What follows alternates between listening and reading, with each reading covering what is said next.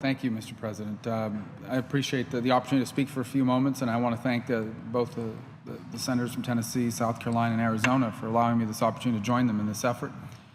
For those who are watching at home, that I know that so many other issues are going on around the world. We see that things that are going on with regards with Israel over the last few days, certainly the shoot down of that airplane by Ukrainian separatists being armed by the Russians are of great concern. But what should not be lost in all this is there is another urgent matter before the nation and the world, and that is the ambitions of a rogue radical regime in Iran to acquire a nuclear weapon that they will use to hold the world hostage and establish dominance in the region, and in their stated goal, destroy Israel and wipe it off the face of the earth.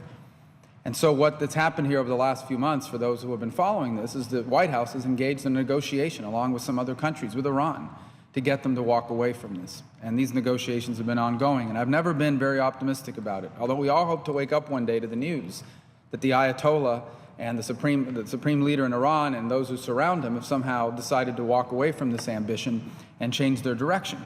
Well, these negotiations are not going very well, and that's why they've now been extended for another 4 months. And the administration claims that there's been great progress being made, although it's not clear what that progress is towards.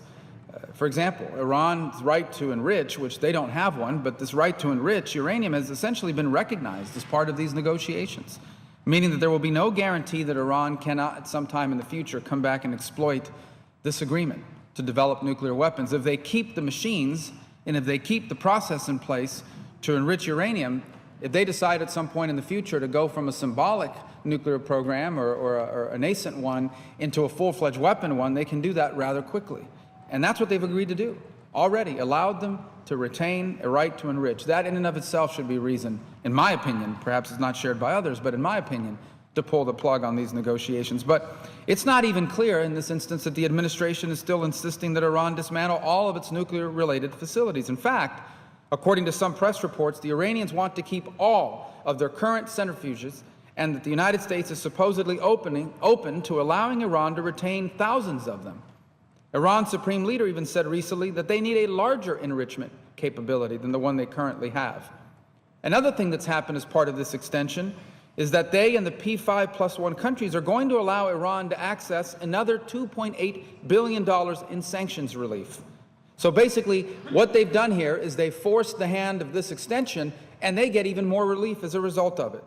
I'm also worried that the administration seems willing to allow Iran to have even more than 4 months to provide simple answers about its past work on nuclear weapons.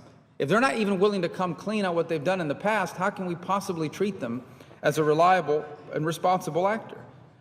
Beyond that, there seems to be no attention whatsoever paid to the need to address Iran's ballistic missile program, its ICBMs. And there's only one reason why you have ICBMs. And that is, these are long-range rockets capable of one day reaching the United States as they continue to develop it. The only reason you would even have one of those is to put a nuclear warhead on it. And just imagine a world where Iran has nuclear weapons capable of reaching this very city, or New York, or any part of the continental United States. It would be all-out chaos. They would now have to be treated very differently, and they would basically be able to act with impunity anywhere in the world. And that reaches my last point. Absent in this whole conversation and in all these negotiations is any discussion about Iran's ongoing sponsorship of terrorism and their ongoing human rights violations, including a pastor, an American, being held with strong links to this country, being held unjustly in that country. All this to say that this is the reason why this bill is so important. Any final agreement of a matter of this consequence should be reviewed by this body, should come before Congress, and should have the ability of Congress to provide oversight over it.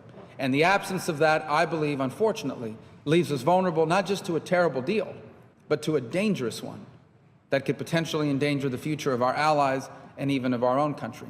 So I'm grateful in joining with these senators, and I don't know who would want to speak on this next. I know all of my colleagues. I know the senator from Arizona has spent a tremendous amount of time sounding the alarm on the danger, not just of this deal, but that Iran poses in the region. And I would be interested in hearing from the senator from Arizona on his views about this extension. I think the senator from Arizona touches on the exact point. And first of all, we have to understand that Iran is the world's leading state sponsor of terrorism. No nation on earth uses terrorism as an active form of statecraft the way that they do. They use terrorism the way we use, our military forces when necessary. They view it as a very active part of their agenda. And so you're right, virtually every major terrorist organization in the Middle East, absent a couple, they've provided extraordinary assistance to. And I think you touched on another point. What is their goal here? That's important to understand. What is the Iranian goal in these negotiations? And in my mind, those goals are quite clear. And in fact, it's shocking to me because I know the administration knows this as well. The goal of Iran on this is pretty simple. They want relief from as many sanctions as possible without agreeing to any irreversible concessions on their nuclear program. And let's go through what they've been able to achieve. They want to be able to retain or achieve an internationally recognized right to enrich. Check. They want the capability to enrich and reprocess in the future and keep as much of that in place as possible. They've already gotten that. Check. They want to continue to develop their long-range rockets and missile capabilities so that one day they can be in that position where when we negotiate with them in the future on anything else, they're untouchable because they can launch a nuclear attack against the United States and certainly against our allies. They continue to do that. Check.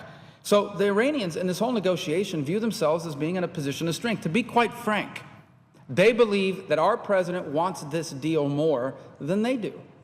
They believe he wants this deal more than they do. And that's what puts them in this tremendous position of strength. And the result is that these negotiations are not going to, in my view, I hope that I'm wrong. I hope that tomorrow we open up and read, you know what, they've changed their mind. They don't want to do any more terrorism, no more rockets, and no nuclear weapon program, and they've become just a normal government in a normal country. Don't hold your hopes out for that, because that is not what they've shown in the past. That is not what they're doing now, and they are negotiating from a position of strength because they believe that the president wants a deal much more than they want or need a deal.